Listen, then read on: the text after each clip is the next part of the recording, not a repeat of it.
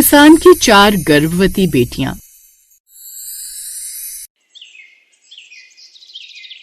बेलापुर गांव के अंदर कृष्ण नाम का एक किसान रहा करता था, जिसकी 4 बेटियां थीं। किसान बहुत ज्यादा खुश था क्योंकि उसने अपनी चारों बेटियों का घर बसा दिया था। उसकी 2 बेटियां एक ही घर में गई थी और बाकी की 2 बेटियां अलग अलग घर में ब्याह करके अपनी जिंदगी खुशी से गुजार रही थी। एक दिन कृष्ण खेतों की तरफ जा रहा था। वो बहुत खुश था। उसे खुश देखकर रास्ते में मिले हुए उसके दोस्त हरिया ने कहा, क्या बात है किशन, आज तुम बहुत ज्यादा खुश नजर आ रहे हो। किस बात की इतनी मुस्कान है चेहरे पर? ये तो संतुष्टि की मुस्कान है भैया। अपनी चारों बेटियों का ब्याह कर मैं बहुत ज्यादा खुश हूँ। बहुत अच्छा लगता है ये सोचकर कि मेरी चारों बेटियां अपने घर में खुशी खुशी अपना जीवन बिता रही हैं। हाँ भाई, एक तरफ तुम इतने ज्यादा खुश हो और एक तरफ मेरा निकम्मा बेटा हर दिन उसे गालियां देते हुए मेरा दिन बीतता है, लेकिन वो है कि कोई काम काज करने को राजी नहीं। याद है तुम्हें जब तुम्हारे एक लड़का हुआ था और फिर मेरे घर में 4 लड़कियों का जन्म हुआ था, तो तुमने मुझे कितना सुनाया था कि लड़कियां बोझ होती हैं और सारी जिंदगी सर पर कर्ज रखती हैं। लेकिन देखो, असली कर्जदार तुम हो। मेरी बेटियां कभी भी मुझ पर बोझ नहीं हुई। वो मेरे लिए हमेशा लक्ष्मी का रूप रही हैं। किशन अपनी चारों ही बेटियों से बहुत ज्यादा प्यार करता था। कृष्ण की पत्नी कुछ सालों पहले स्वर्ग सिधार गई थी। कृष्ण ने हाल ही में अपनी फसल बेची थी। एक दिन उसे चारों लड़कियों का कॉल आता है कि वो चारों गर्भवती हैं और वो अपने मायके में रुकने के लिए आ रही हैं। और 1 हफ्ते बाद ही चारों बेटियां मायके में रुकने के लिए आ जाती हैं। हम चारों अब 9 महीने के लिए मायके में ही रहने वाले हैं। आपको कोई परेशानी तो नहीं होगी ना पिताजी? हमारी ससुराल में ये रस्म होती है कि पहला बच्चा मायके में ही होता है, इसलिए पिताजी हम चारों बेटियां इसी घर में रहने वाली हैं। तुम चारों ने ऐसा सोचा भी कैसे बेटा कि तुम चारों मुझ पर बोझ हो सकती हो? मैंने हमेशा अपनी बेटियों को दिल से पाला है और उनका बहुत अच्छे से ध्यान रखा है, इसीलिए दोबारा ऐसा बोलने से पहले सोच लेना। किशन की इस बात को सुनकर चारों बेटियां बहुत ज्यादा खुश हो जाती हैं। किशन ने ये सब बोल तो दिया था, लेकिन किशन को समझ नहीं आ रहा था कि वो अपनी 4 बेटियों की देखभाल कैसे करेगा, क्योंकि गरीब किशन के पास में अब इतने पैसे नहीं थे कि वो अपनी 4 बेटियों को अच्छा आहार खिला सके। क्योंकि बूढ़ी हड्डियों में अब जान कम होने की वजह से उसकी फसल बिकने पर उसकी कमाई भी कम हुई थी और उसकी सारी जमा पूंजी उसकी 4 बेटियों की शादी में लग गई थी।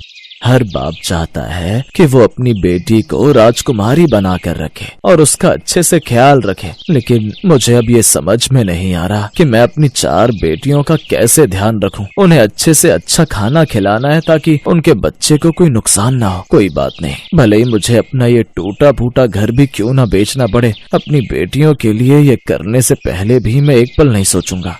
किशन ऐसे ही अपने सारे जमा किए हुए पैसे से 1 महीना अपनी बेटियों को बढ़िया से बढ़िया खाना खिला देता है और उनका बहुत अच्छे से ख्याल रखता है। ऐसे एक दिन वो अपने खेतों की तरफ जा रहा था। तुम्हें पता है किशन भाई, मेरे बेटी की तो फैक्ट्री में नौकरी लग गई है 10,000 रुपए की। आज नहीं तो कल वो मेरे बुढ़ापे का सहारा बन जाएगा, लेकिन तुम्हारी बेटियां तुम्हारे किस काम आएंगी? अभी देखो, उनके गर्भवती होने पर भी तुम्हें उनकी जिम्मेदारियां संभालनी पड़ रही हैं। अगर यही एक लड़का होता तो कम से कम तुम्हें उम्र भर कमा कर तो देता। कोई बात नहीं, बाकी ये बात बाद में बता देंगे कि लड़कियां बोझ होती है या नहीं। अभी मुझे मेरी 4 गर्भवती बेटियों का ध्यान रखना है, इसीलिए मुझे तुमसे किसी भी बारे में बात नहीं करनी। गरीब किसान ये बोलकर अब अपने खेतों में चला जाता है। वहीं उसकी चारों गर्भवती बेटियां अपने घर में बैठकर आपस में बात कर रही होती हैं। मुझे पिताजी के लिए बहुत बुरा लगता है। अब तो माँ भी नहीं है उनका साथ देने के लिए और हम चारों गर्भवती बेटियां भी उन पर बोझ बनकर आ गई हैं। हमारे पिताजी किसान हैं, उनके पास इतने पैसे नहीं है कि वो हमारा खर्चा उठा सके। हमें कुछ ऐसा करना चाहिए जिससे हम भी पिताजी का साथ दे सके और हमारे ससुराल वालों को इसकी भनक भी ना हो। लेकिन हम आखिर ऐसा क्या करें? तभी सबसे छोटी बेटी स्नेहा को एक तरकीब सूझती है और वो कहती है, एक तरीका हो सकता है जिससे हम पिताजी का साथ दे पाएंगे। दीदी, दिवाली आ रही है, अगर हम घरों से दिए बनाकर बेचे तो ज्यादा किसी को पता भी नहीं चलेगा और पिताजी की मदद हो जाएगी। और रही हमारे ससुराल वालों की बात, तो हम उन्हें इस बारे में बताएंगे ही नहीं। हम सबने ताई से दिए बनाना सीखा था, ये काम हम बड़ी आसानी से कर सकते हैं।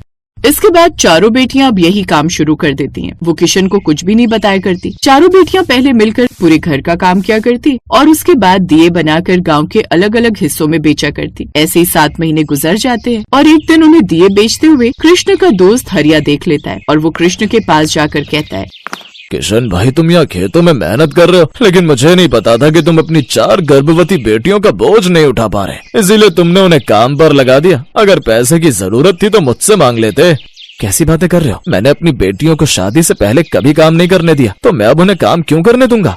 लो जी, कर लो बात। तुम तो ऐसे भोले बन रहे हो जैसे तुम्हें कुछ पता ही नहीं। तुम्हारी बेटियां कई महीनों से गांव में दिए बेच रही हैं और मैंने उन्हें खुद परसों देखा। मुझे तो मेरी पत्नी ने पहले ही बताया था, लेकिन मैंने उसकी बात का विश्वास नहीं किया। मुझे लगा था कि किशन खुददार है, वो अपनी बेटियों से काम नहीं करवाएगा, लेकिन उसने तो अपनी गर्भवती बेटियों को भी नहीं छोड़ा।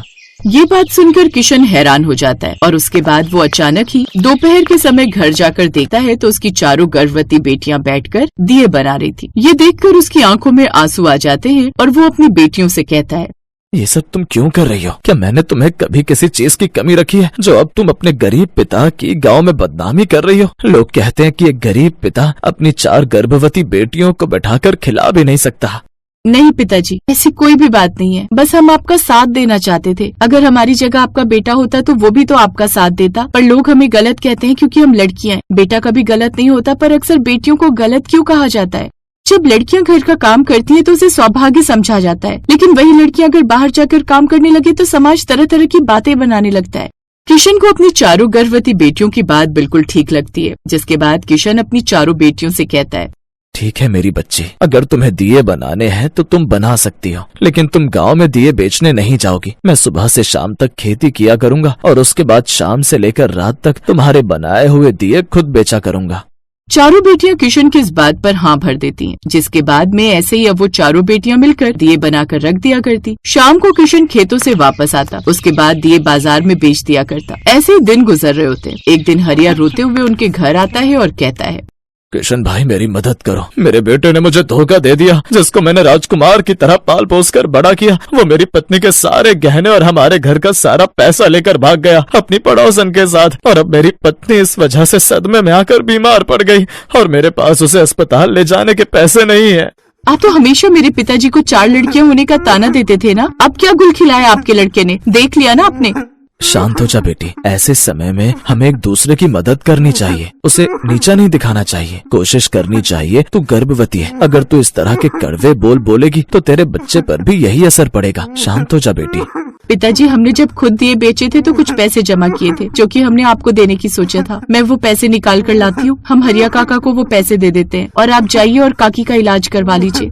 अब किशन हरिया के साथ जाता है और उसकी पत्नी को लेकर अस्पताल में भर्ती करवा देता है। ऐसे ही अब हरिया को अपनी गलतियों का एहसास होता है और वो किशन और उसकी चारों बेटियों से माफी मांगता है, जिसके बाद अब चारों बेटियां 4 बच्चों को जन्म देती हैं और उसके बाद अपने घर रवाना होते हुए कहती हैं, पिताजी आप हमारे लिए सब कुछ है। आपके साथ रहते हमें कभी ये एहसास नहीं हुआ कि हमारी माँ नहीं है। आपने सच में हमेशा हमें अपना भाग्य समझा है, बोझ नहीं।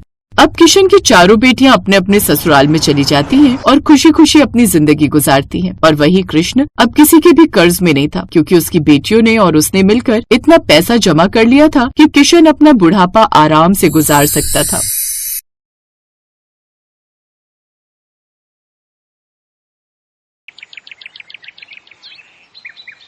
माँ बाप की मौत के बाद रेशमा और कंचन की हालत ऐसी हो गई थी कि उन्हें मांग मांग कर गुजारा करना पड़ रहा था। तुम दोनों बहनों को शर्म नहीं आती ना? जब से तुम दोनों के माँ बाप इस दुनिया से गए हैं, तुमने तो हमारी दहली पकड़ ली है। गुरुद्वारे क्यों नहीं चली जाती जब मुफ्त में खाने का इतना शौक है तो? जब देखो मेरी दहली इस पर मांगने चली आती हो। मेरे घर में फ्री का खाना आता है क्या? रेशमा और कंचन को कुछ समझ ही नहीं आ रहा था कि वो क्या करे और क्या ना करे। उनके माँ बापू को गुजरे हुए 2 महीने हो चुके थे। चलते चलते वो एक ढाबे पर जाती हैं, जहाँ एक बूढ़ा काका होता है। वो उनसे खाना मांगती हैं।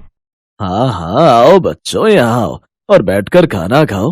लेकिन काका हमारे पास पैसे नहीं है और भूख भी बहुत तेज लगी है। हाँ हाँ काका, भूख जोरों की लगी है और इसके बदले आप चाहे तो हम आपके ढाबे पर सफाई और बर्तन धोने का काम कर देंगे। वो सब हम बाद में देखेंगे, पहले तुम दोनों बैठो और खाना खाओ। अच्छा ये बताओ तुम दोनों कहाँ रहती हो? फिर दोनों बहनें अपनी दुख भरी कहानी काका को सुना देती हैं। ओह बड़ा बुरा हुआ तुम्हारे साथ, लेकिन एक बात सुनो, तुम्हें आज के बाद इधर उधर भटकने की जरूरत नहीं। आज से तुम दोनों यहीं रहकर काम में मेरा हाथ बटाओ और यहीं रहकर भर पेट खाना खाओ। उस आदमी की बात सुनकर दोनों बहनें खुश हो जाती हैं और इसी तरह देखते देखते 5 महीने बीत गए। एक रोज काका की तबीयत खराब हो जाती है। आज मेरी तबीयत कुछ ठीक नहीं लगती, लगता है आज दुकान नहीं खोल पाऊंगा। ऐसा करो तुम दोनों कुछ बनाकर खा लो और थोड़ा सा मुझे भी दे दो। ठीक है काका, आप आराम कीजिए, हम देख लेंगे। अगर कुछ बन पाया तो अभी बना लेते हैं। तुम्हें याद है कंचन, जब घर में सब्जियां खत्म हो जाती थी और जो बची हुई सब्जियां होती थी तो माँ उन सबको मिलाकर पराठे बना दिया करती थी। तो क्यों ना हम भी पराठे बना ले, सब्जी वाले पराठे। हाँ, ये तो तुमने बिल्कुल सही कहा। हम लोग सब्जी वाले पराठे और मिर्च का अचार जीरे के छौंक में बना लेते हैं और फिर काका से कहकर बाजार से सामान भी ले आएंगे। फिर सबसे पहले उसने वो पराठे काका को खाने को दिए। वाह, क्या स्वादिष्ट पराठे हैं। कितना स्वाद है इनमें। ऐसे स्वादिष्ट पराठे मैंने आज तक नहीं खाए। हाँ, लेकिन इतना जरूर कहूंगा, अगर ऐसे पराठे अपनी दुकान पर बिकने लगे ना तो धूम मच जाएगी। आप मजाक कर रहे हो ना काका? नहीं बिटिया, मैं सच कह रहा हूँ। तुम अभी बाजार जाओ और जो जो सामान तुमने इन पराठों में डाला था वो सब ले आओ, और साथ में ये बढ़िया सा ऐसा अचार भी बना लेना। और फिर आज सबको दुकान पर ये सब्जियों का पराठा, अचार और दही खिलाओ। ये सुनकर दोनों बहनें खुश हो जाती हैं। फिर वो भागकर जाती हैं और बाजार से सब्जियां ले आती हैं, जिसके बाद वो दही और अचार के साथ परोसती हैं। ये क्या पराठा? आज करी चावल, दाल चावल ये सब नहीं बनाया क्या? आज काका की तबीयत खराब है, इसलिए हमने पराठे बनाए हैं। चलो कोई बात नहीं, वैसे भी रोज हम एक ही तरह का खाना खा खा कर भी थक जाते हैं। इसी बहाने आज कुछ अलग खाने को मिलेगा। उनके पराठे खाकर सब ग्राहक बड़े खुश थे और वो एक के बाद एक और पराठे लिए जा रहे थे। शाम को वो दोनों घर आकर वो सब पैसे काका के हाथ में देती हैं तो काका बहुत खुश हो जाते हैं। अरे वाह, ये पैसे बता रहे हैं कि तुम दोनों के हाथ में कितना स्वाद है, क्योंकि इतनी कमाई तो पहले मेरी 3 दिन में होती थी, जितनी आज 1 दिन में हुई है। बहुत बढ़िया, आज से तुम दोनों बहनें यही काम करोगी और साथ में मैं तुम्हें तनख्वाह भी दूंगा। सच में काका, आपको हम पर यकीन है कि हम दोनों बहनें ये काम संभाल पाएंगी? मेरे हाथ में रखे ये नोट ही ये बताने के लिए काफी हैं कि तुम दोनों के हाथों में कितना स्वाद है। चलो, आज तुम दोनों बहुत थक गई होंगी ना, अब जल्दी से चलकर तुम दोनों खाना खाकर आराम कर लो और फिर सुबह की तैयारी कर लो। अब अगले दिन से दोनों बहनें सब्जियां उबालकर उनके पराठे बनाना शुरू कर देती हैं।